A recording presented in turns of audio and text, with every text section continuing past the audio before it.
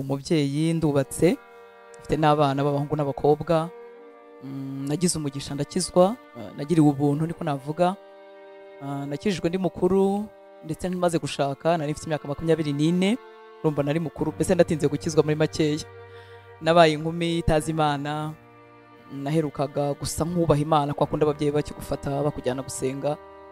Hanyuma mu myaka isa nkaho yigenga nyine ndigenga kandi nigenga ndi kure y'Imana, ariko kubw'ubuntu bw'Imana naje gukizwa, mbona ko Imana yangiriye ubuntu bukomeye. Nari kure y'Imana pe nigenga kwa kundi umuntu akunda washaka kango washaka gakora icyo ashaka n'ikimujemo. Kubigaragara inyuma nari ikinyabupfura, ntago nari bya bintu abantu bajya bavuga ngo umuntu yakijwe kuko yagiye mu bapfumu kuko yagiye oya, ibyo sinari mbirimo, ariko nari umupagani, umutima wanjye ari kure y'Imana. Imana sinari nyitayeho na gatoya, nubwo nari narigeze kwitekerezaho gake. Nibuka muri jenoside hagati kuko nabaga muri kino gihugu n'ubundi, hari umuntu wazaga kudusengera, ari umurokore w'ukuri kuko ahantu yinjiraga abandi bantu benshi ntibatinyukaga, ariko akadusengera. Nibuka ko hagati navuze ngo Mana nunkiza nkarokoka nzakizwa mve mu by'isi. Nari nzi ko kizwa nyine ari ibyo isura uwo mubyeyi yari afite wadusengeraga nyine yari yaravuye mu by'isi koko, nkumva nyine ngo nzakizwa nkava mu by'isi. Nuko umutima wanjye wabitekereje, ariko nyuma jenoside irarangira, ubuzima burakomeza, twinjira mu nsinzi, ndabyibagirwa ibyo nari naravuze. Nongeye kubyibuka naramaze gukizwa ndetse mbemazemo iminsi. Wenda navuga se nakijijwe gute? Hari mu muryango kwa mama wacu n'ubu ngo baracyariho, bakoze umunsi mukuru kwibuka abacu bafuye muri jenoside, ariko no gushima Imana ko basigaye. Njyayo by'ikinyabupfura kuko yari umubyeyi nawe wahuye n'akaga gakomeye, njyayo kugira ngo mushimishe. Mu by'ukuri ngezeyo rero hari abana barumuna bacu bari barakijijwe, bazana n'abasore bagenzi babo n'abana bavugaga ubutumwa uko bari bashoboye, bari bakiri batoya mu by'ukuri. Nabo ndahamya ko nta byinshi bari bazi mu mwami, ariko barigishije ijambo ry'Imana, barasenga. Iyo umuntu ari kure y'Imana hari ukuntu ubwenge bwe uburyo adapfa no kumva ijambo ry'Imana. Mu by'ukuri ijambo bigishije ntaryo nibuka, ariko baje kuririmba indirimbo yari imwe amagambo avuga ngo abakobwa beza barapfuye urasigara, n'icyo wayihaye Mana yawe. Baravuga mwe niyo ndirimbo hari abantu bayizi. Iryo jambo ry'abakobwa beza barapfuye urasigara ryagumye mu mutima wanjye, riguma mu mutima wanjye, ndaritahana. Urumva nari nshatse, nari umudamu uri mu rugo, umutware wanjye yari muri mission yari ahari. Ngezeyo ijambo ryanga kumva mu mutima, ndarirarana ijoro ryose nibaza Mana niki natanze kugira ngo n'ubwa mbere ubwo jenoside yari yararangiye hari muri 1997, jenoside yari yararangiye muri 1994. Iyo myaka yose yari itambutse, na mbere yaho sinarigeze ntekereza nasigariye iki kuki ndiho. Iryo joro rero navuga ko ari ryo nakirijwemo, kuko nahamagaye Imana mu buzima bwanjye. Sinari nzi gusenga, ariko numvise neza ko ndi umunyabyaha kandi nkeneye Imana. Ndasenga nako ndavuga mu magambo nari nzi kuvuga, ndavuga Mwami ndagushaka mu buzima bwanjye, Mana ndagushaka mu buzima bwanjye, unkize, ndi umunyabyaha mu bindi kure yawe. Ndarira amarira, nibuka nyine abo bakobwa beza bo muri quartier y'iwacu aho twabaga koko banapfuye. Navuga ko iryo joro ari nkaho aribwo nahamagaye Imana mu buzima bwanjye, ari nabwo nayihaye ubuzima bwanjye. Iminsi yakurikiyeho uwo mubyeyi yakomeje kuntumira muri Full Gospel, no muryango witwa Full Gospel, ntago yari itorero. Njyayo ndibuka icyumweru cya mbere barigishije, bahamagaye abakizwa. Nagiye bwa mbere nagiye bwa mbere hari 1998 mu kwezi kwa 7 kwa 8, sinjya mbyibuka kuko nagiye kwakira agakiza inshuro nkenye. Ngira ngo baravugaga buri munsi nkumva ni ngewe bavuze nkagenda nihuta. Ibe abantu bagenda mu gisirimu nta cyari gihari, numvaga ndi umunyabyaha n'umutindi wo kubabarirwa, kandi nibwo nari nkibitekereza nyuma y'imyaka yose. Numvaga mu by'ukuri Imana ngira ngo ntayikeneye. Sinzi ukuntu umuntu abameza abatwikiriye ubwenge bwe. Uwo munsi ndagenda nakira agakiza, ndatura, ndakizwa. Nyine nasubiye izo inshuro nyinshi, hanyuma ntangira ubuzima bwo kubana n'Imana kugeza na n'uyu munsi. Urakoze cyane mama Pastor Hortense. Hari ikintu wari ukomejeho gatoya kugira ngo mbere yuko tujya kwinjira muri mu kiganiro cyacu nyiri bwite. Hari ikintu wari uvuze ngo mbere utarakizwa ariko wari umukobwa w'ikinyabupfura, aho ukirijwe wabonye ikinyabupfura gitandukaniye hehe no gukizwa n'agakiza? Yewe kiratandukanye cyane. Ikinyabupfura ni cyiza, n'uburere ni bwiza pe. Hari nubwo umuntu abona umuntu wakijijwe abuze uburere, ukabona hari ikintu kibuze, ntazi uko bavuga. Uretse ko umwuka wera ubundi yigisha. Iyo abantu bamwemereye, nuko akenshi abantu batamwemerera, ariko iyo wamwemereye araguhindura indero ihagije. Urebye inyuma nari umwana mwiza, ikindi nari umudamu uri mu rugo, taca inyuma umugabo, utari umusinzi wa cyane, unywa akawayini kagasirimu gakeya. Urumva umuntu andebeye inyuma yabonaga ntacyo ntwara, n'ibisanzwe by'ubuzima byari biringaniye, nta nzara yari ihari ntaki, ariko uwo munsi nimenyaho ko ndi umunyabyaha nibwo nabonye ububi bwanjye. Umuntu wese utarahura na Kristo yari ingeso nziza aba yumva ntacyo atwaye. Nabaye nka Daniyeli abonye Kristo ubwiza bwe bwamuhindukiye nk'ububore, nuko byangendekeye. Nahise mbona bwa bwiza n'ikinyabupfura byose ari ubusa, sanga ndi umunyabyaha rwimbi ukwiriye ubuntu bw'Imana. Reka mvuge urugendo rwanjye rw'agakiza kugeza uyu munsi. Navuze ukuntu nakijijwe kubw'ubuntu bw'Imana, nk'umuntu wese w'umwana wavutse aba akeneye kurerwa no kwigishwa muri izo nzira. Ntabwo navuga ngo nigeze nsubira inyuma, nigeze nsubira mu byaha, oya, nakomeje ngira inyota. Ariko hari ibihe bikakaye byageraga ku buzima bwanjye, byari ibihe by'ubukene kuri njyewe. Ni ukuvuga ngo Imana yayemera ko duca mu bintu bitandukanye kugira ngo itwigishe, dutoze. Kuri njyewe byari ubukene. Hari ibihe byagezemo twajyaga tujya kwigisha, nasengeraga muri Zayoni bakatwohereza kwigisha mu maserire, amatsinda matoya. Hari ibihe byageze ubukene numva bunkomereye, sa nk'umuntu wivumbuye, nako nayivumbuye, ntabwo naseye n'uyivumbuyeho. Nivumbura ku Mana. Batwoherezaga turi babiri, mbwira mugenzi wanjye twajyaga tujyana, ndamubwira nti rero njyewe bazajya babivuga mu rusengero kuko sinzasezera, bazajya bavuga ngo Hortense yitwa Yves, umusore twajyanaga. Hortense ni umupapa uyu munsi, Hortense na Yves bazajya kwigisha wenda muri serire y'Ikanombe cyangwa ya Kimihurura, cyangwa nkambwira Yves umenye ngo niba bivuga kuriya umenye ko njyewe ntazagenda. Simubwira impamvu nyinshi, ndicara rero mbwira Imana, ndavuga Mana, mva rero murajya kuvuga Imana ishobora byose kandi njyewe ntabyo yanshoboreye. Ngiye kubanza mbe gumye mu rugo, niko nabyise. Ngiye kubanza mbe gumye mu rugo nsenge nanjye untabare, nzabona uko njya kubwira abandi. Byari ibihe nshogoye, nibyo navuga, nshogoye ncitse intege, kandi nabimazemo igihe kitari gito, nabimazemo igihe kingana n'umwaka ndibaza. Nibyo bihe numva byambihiye mu rugendo rwanjye rw'agakiza kuruta ibindi. Iyo umuntu arimo avomerera abandi nawe aravomererwa. Mbwire n'abaca mu bihe bikomeye, wirekera gukorera Imana, wirekera gusenga, kuko nibwo uzabihirwa kurutaho. Ibyo bihe by'umwuma n'ubukene byarankomereye cyane kuruta ibindi bihe. Nabaga ndi mu bukene ariko nkajya mu ivugabutumwa, ngasura abarwayi, ngakora ibyo ngomba gukora, nakoraga mu nzu y'Imana. Ibyo bihe rero naciyemo nibyo navuga ngo nase nk'uwivumbuye ku Mana, ndavuga Mana oya, nta bintu byo kujya mbwira abantu ngo Imana igira neza nambaye ijipo icitse, nambaye urukoto rwancikiyeho, niha mbese ikintu kimeze nka konji yo gukomeza mu murimo w'Imana. Ndumva byaramaze hafi umwaka. Ibyo bihe nibyo navuga ngo byabaye ibihe by'ubukonje mu buzima bwanjye, kandi byabaye ibihe bibi binanguye. Nibwo nabihiwe. Urabona hari ukuntu Satani abigenza, ukabusanga ngo ikibazo ariko akagira gutya akagipiriza, ukabona cyabaye kinini kurutaho kandi kikiri cya kindi. Nyuma y'ibyo bihe kubw'ubuntu bw'Imana narongeye ndabyuka mu mutima wanjye, nongera nshaka Imana, nkagezamo nkarira nyine byanze, kuko ibintu by'ubuzima biba byanze, nkagezamo nkarira nkongera nkibyutsa. Ariko mu mutima wanjye icyo gihe nubwo naritse kujya kuvuga ubutumwa, ariko sinigeze ndeka kuba mu rusengero. Iminsi yo gusenga naragendaga, iminsi y'amasengesho yandi aba yimbitse nk'aya murimo nkagenda. Ndibuka undi munsi umwe nagiye mu rusengero, ngenda mvuga ngo ariko Mana, ubu ni irihe jambo bari bwigishe rishyashya ntarumva. Urumva ukuntu umutima uba wakubititse? Ubu ni igiki umukozi w'Imana ari bwigishe ntarumva, ko numva numvise byose kandi ko numva ndushye. Ariko ndavuga ngo ntacyo, reka nyipfe kugenda, ngende wenda nahura n'ijambo ryanjye. Kandi koko uwo munsi nahuye n'ijambo. Yarigishije ibyo yigishije byinshi, iyo umutima wahabye nta n'ibintu byinshi wumva. Ariko agera ahantu avuga ngo nawe uri mu buzima bw'akavuyo, hari umunsi, yaravuze ngo hari umunsi bizaba ubuhamya. Simbyibuka icyo nibuka n'iryo jambo ry'akavuyo.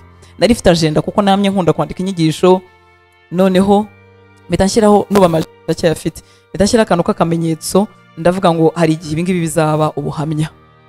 Rero nubwo nanyujemo ibyo bihe by'ubukonje, ariko sinigeze ndeka kuguma mu nzu y'Imana, nahagumye mbihiwe ariko ndahaguma. Nyuma y'ibyo bihe naje gukomeza kugira ibihe byiza byo gusenga. Hari ibyo bihe ucamo byo gusaba Imana, bya mbere turimo tuvuga, Mana ngirira urutya, Mana ngirira urutya, ukumva ndetse niyitabikoze ukagira ngo yagutaye. Ariko ntiyari yarantaye, ahubwo yarantozaga. Ntekereza ko ubu Kristo numva nge bwiza mfite uyu munsi nubwo butageze ku kigero cya Kristo ngo bushaka, ariko numva ikigero kinini naragitorejwe aho hantu muri iyo mibabaro imeze gutyo. Bituma uko uyisohokamo ugenda ubona ubwizerwe bw'Imana mu buryo butandukanye. Icyo gihe naje kukirenga ubw'ubuntu bw'Imana, ninjira mu gihe cyo kumva nshaka Kristo wenyine, ari nacyo nkiri uyu munsi. Cyambereye cyiza, nibaza ko ntazanakivamo, nyimazemo n'imyaka, nibaza ko nzagenda data ndushaho kumwishura Kristo, ndushaho gukura kugera ku kigero gikwiriye cyo gusa na Kristo kugeza igihe nzavira muri uyu mubiri. Icyo gihe rero numva kirandyoheye kuri njyewe, numva ari ububyutse, kuko mu by'ukuri iby'isi hari iby'ibanze Imana impaye, hari n'ibindi nkeneye, ariko numva n'imisengere yanjye n'abo dusengana barabizi, numva nshaka Kristo, numva nshaka gusa nawe, numva ko ari ubuntu Imana yangiriye, nkumva rero ari ibihe bikangutse muri njye, nkora mufitiye inyota. Ikindi kimfasha ni uguhozaho. Nibyo njya mbwira abakristo, hari igihe umukristo akwandikira akakubaza ati ni iki nakora kugira ngo simbe on and off, mpore njyamo mvamo. Nkabwira ngo njyewe icyo mbona ni uko wagura ibyo bihe byo guhozaho. Ibyo bihe byo guhozaho abakristo benshi bajya bagira ububyutse pe, ariko bakabugira agakora nka 3 jours sec, cyangwa akagira iminsi 7 yo gusenga, ariko nyuma y'irindwi Bibiliya akadepoza, umwanya wo kubana n'Imana akadepoza. Urakoze pastor, nakunyuze mu ijambo. Yego. Naho kuko twavuze ko ububyutse twakagombye kubuhorana iminsi yose, ariko niki gituma umukristo uyu munsi tumubona ari mu bubyutse, ejo tukabona yasubiyeyo aho hagati? Niki kibitera? Niki gituma badakomeza ububyutse? Kwari n'ubundi ari byiza, niki kibitera? Impamvu ituma batabigumamo? Urumva umwanzi azabarwanya, nabo ntibamenye ko yabarwanyije, bakumva ntacyo bitwaye. Ijambo ry'Imana ni ibyo kurya bitunga umuntu wamwe imbere. Njya mbwira abantu ngo ubundi kugwa mu cyaha ni iki? Kugwa mu cyaha ni ikimenyetso cyerekana ko umuntu wo mu mwuka arashonje cyane, nta kigira imbaraga. Uyu muntu wacu w'umubiri tutamuhaye ibyo kurya, akamara icyumweru kimwe, akamara 2, ntiyahaguruka hano. Ikintu cyose ushaka wakimukoresha, wakimukoraho ko nta mbaraga afite. Uyu muntu wacu wo mu mwuka, tekereza ariko amagambo Yesu yavuze, akabwira Satani ngo umuntu ntatungwa n'ibyo kurya gusa n'umutima gusa, ahubwo atungwa n'ijambo ryose riva mu kanwa. Nuvuga ngo ijambo ry'Imana abantu ntibabizi, ariko ritunga umuntu. Rero ikintu gigutunga uzakirya rimwe mu cyumweru, uzakirya rimwe mu kwezi, nibishoboka uzahora uri umunyantege nkeya. Ikintu mbona cyafasha umukristo guhorana mu bubyutse ni icyo kintu cyitwa guhozaho. Abo ngira inama byoroheje, ndababwira ngo kora nkaho tuvuga urugero, ngize amahirwe uyu munsi ngatumirwa mu rugwiro perezida w'igihugu, akambwira ati Hortense ni inzozi ariko reka tuzivuge, Hortense tuguhaye isaha muri presidence buri munsi, saa moya uzajya uhageze, uzajya uganira na nyakubahwa perezida wa repubulika, umubwire ibyo ushaka akubwire, hanyuma witahire. Saa moya zajya zijya kuzura, nagezeyo kera, nta kuvuga se ngo narwaje umwana, kuvuga se najya mbwira umutware ntimva musigarane, ibintu birakomeye, ni randevu ntashobora kwica. Icyo kintu rero nicyo gishobora gufasha umukristo, nitugira ibihe bihoraho, inyota ihoraho. Uko nshyira ijambo ry'Imana mu buzima bwanjye, ariko umuntu wanjye wo mu mwuka abyibuha akagira imbaraga. Uko nsenga bihoraho, ni ya randevu igitangaza. Umunsi ushobora gusenga, Imana ikamvugisha mu ijambo, Imana ikamvugisha muri conviction mu mutima, Imana ikamvugishiriza mu bwenge, kuko abarokora kenshi bashyira ubwenge hasi, kandi ari Imana yabuduhaye. Imana ikanyuvisha ijwi, Imana ikantumaho, Imana ikampa inzozi mu buryo butandukanye. Nshobora no gusenga ya minota yanjye yo kwicara, nkagenda nta n'ikintu imbwiye, ariko ntibivuga ngo ejo sinzasubirayo. Icyo kintu cyo guhozaho nicyo nabwira bene data, abavandimwe bacu badukurikiye. Utabiheruka nahere ku minota mikeya, ariko ihoreho, avuga ati nyewe ku munsi natangiye nganira n'Imana, nkuko kwa perezida utasiba, nkuko kundi muntu w'umunyacyubahiro. Yewe na randevu zacu hari igihe utatinyuka kuzica kubera ko twubashye. Ni gute wica randevu y'umwami w'abami, y'ugutunga, y'uguha izo mbaraga zitsinda? Erega iby'isi bimaze abantu. Wibaza ko abantu bakristo bananiwe ariko badashaka gukizwa? Oya, barabishaka. Hari n'uwo muganira karira akavuga tumva byarananiye nkizwa ukwezi, barabishaka, ariko bibagirwa ko iryo jambo ritunga umuntu rigomba guhozwa, nkuko nawe atarya rimwe mu kwezi kwagira imbaraga zikora siporo cyangwa agira imbaraga zijya ku kazi. Navuze byinshi. Ikindi ibi bintu navuga ko nabyisanzemo mu by'ukuri, Imana ya umuryango mu buryo bwayo impuza n'ababimfasha. Hari n'abantu bashobora kunyandikira rimwe na rimwe nko kuri Facebook azi ko ari ngewe, ariko byose sinjye ubyikorera. Oya, icyo nkora ngewe ndabwiriza, hanyuma ubyitangira nawe ufite umwete atewe n'Imana akabikora. Ikindi navuga, Imana kenshi iherekeza ishyaka riri mu mitima yacu. Ishyaka riba mu mutima wanjye nuko ibyiza namenye ku Mana nabimenyesha abandi. Nicyo ngira ngo nta n'ikindi.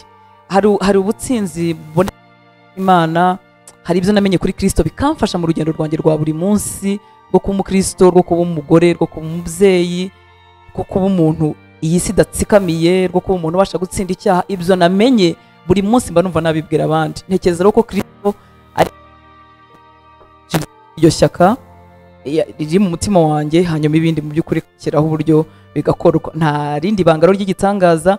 Ikindi ni ukumenya ikintu wenda mu harimo gukora neza, nk'ubu kuri channels zacu ngiraho telefoni nsubiza, nitaba, nsubiza no kuri WhatsApp. Ubundi twayishyiriyeho kugira ngo ntihagira umuntu ukizwa abona havugishiriza, ariko twandikira n'abatuvugira ntago arabakira agakiza. Urabizi muri nose habamo ibibazo bitandukanye, hari ugukeneyeho inama, ugukeneye isengesho n'ibindi bitandukanye.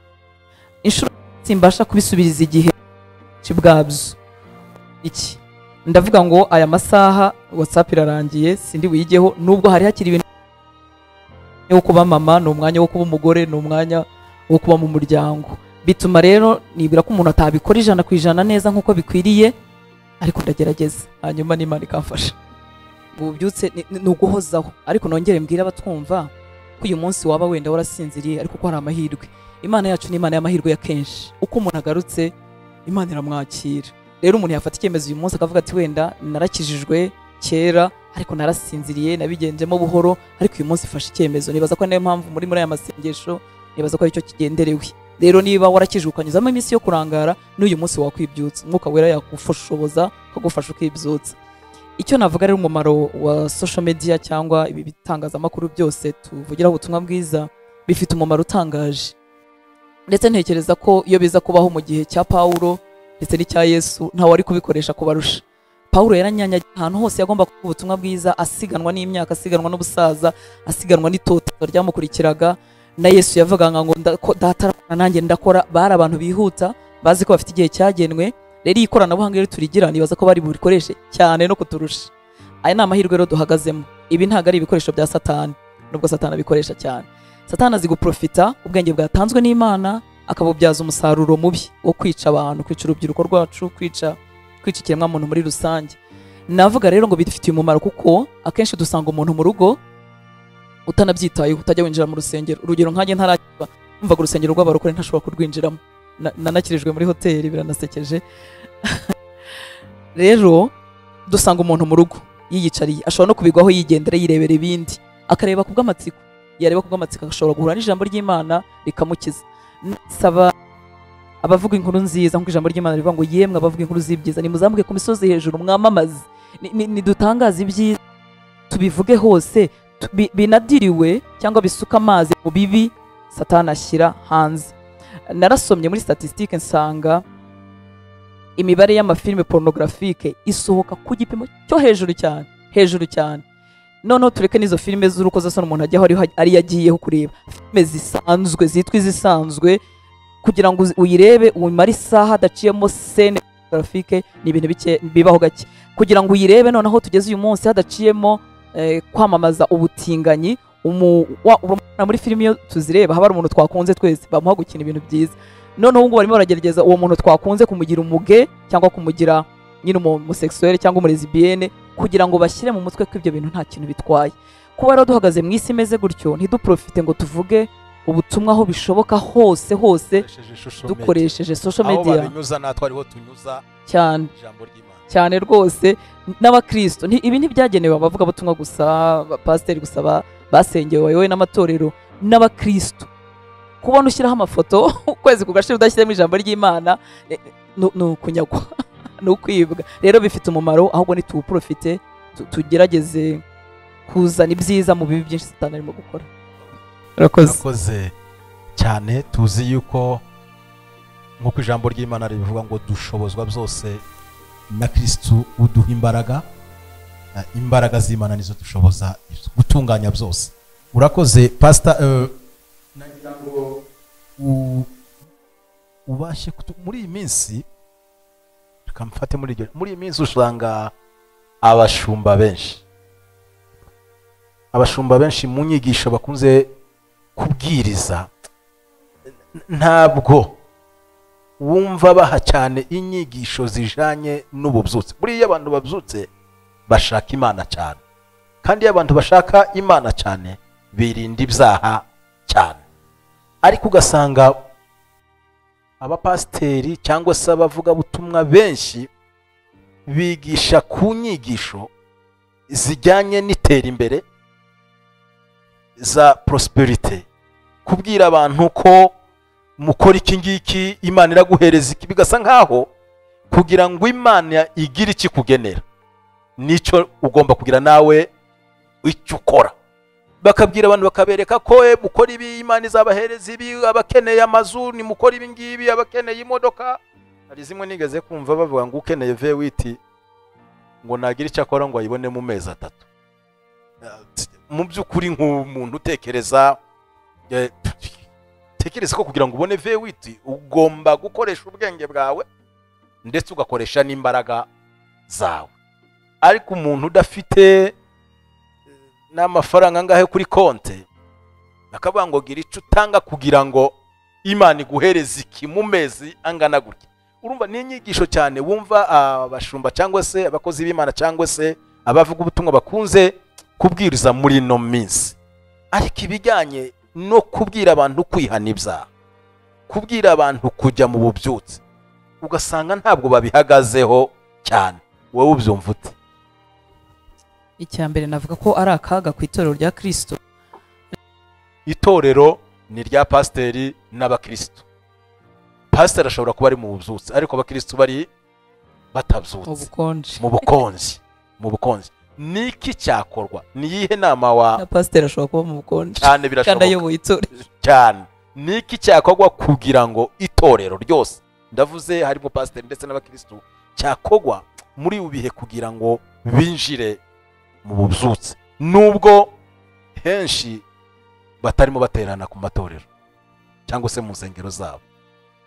Reka mbanze ntinyuke nkubwire ko igisubizo ntacyo mfite, kuko iyo nkigira nari kuba nzengurutswe n'ububyutse aho ngeze hose naho ijwi ryanjye rijya. Icyo gisubizo ntacyo mfite, ariko ni ukugerageza byose. Niyo mpamvu navuze ngo niyihe nama watanga. Ni ukugerageza byose byo tumenyeshejwe n'Umwami Imana. Buri kintu kiba ku isi nashobora kukikuramo ibyiza nubwo cyaba ari kibi. Mu bantu bagiye bazana ububyutse mu binyejana byacu, nabonye basa nk'abantu babaga bigunze batari mu itorero neza indani. Ibi ndabivugira iki? Guterana ni byiza. Urumva n'umushumba sinshobora kuvuga ko guterana atari byiza. Tubikangurira abantu, na Bibiliya bitubwira mu Baheburayo ko umunsi urushaho kwegera abantu barushaho kwitabira amateraniro yera. Aha na profita no kubwira abantu bahise bavuga ati ngewe pastor wanjye n'uriya mukurikira online gusabira oya, itorero niba ryongeye gufungurirwa aho uri gana itorero, ibyo birakwira, icyo kiri ukwacyo. Ariko nongere mvuge ko amateraniro rusange afasha abanyantege nke ku buryo niba uri umunyantege nkeya amateraniro rusange atabayeho urahita uzimana nayo. Bimbwira neza ko ako gakiza kawe uramutse ugiye kuba mu Burusiya ahantu hatari itorero, bimbwira neza ko utakagumamo. Bimbwira ko uramutse ugiye mu Bushinwa ahantu hatari itorero utakagumana. Nimenyera Imana ku giti cyanjye, pasiteri adahari, korari ihari idahari, ibicurangisho bihari bidahari, mfite amafaranga ya mega. I Kigali ni amahirwe, mu mujyi ni amahirwe, ariko se nko mu cyaro nkaho ngewe nshumbye ni mu cyaro, abakristo nshumbye ntabwo benshi bafite internet. None udafite n'amahirwe gukurikira na pasiteri n'umwe kuri internet, suragumana ububyutse. Bibiliya urayifite, umwuka wera arahari, wabyukuri wenyine. Kugira ngo turi mu bubyutse ni uguhozaho, ni ugushaka Imana duhoza. Mwese mwadukurikiranye muri iki kiganiro, turavuze ngo Imana ibaduhere umugisha, naho ubutaha. Murakoze.